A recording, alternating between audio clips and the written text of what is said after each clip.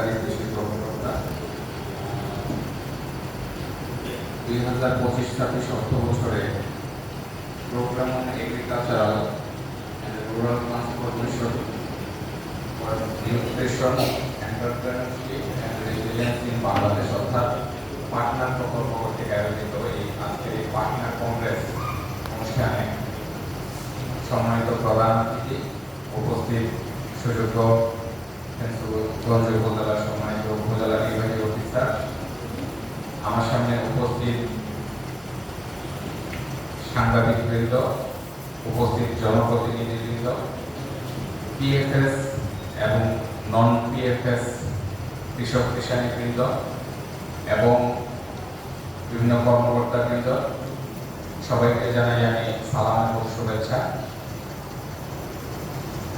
আজকে আমাদের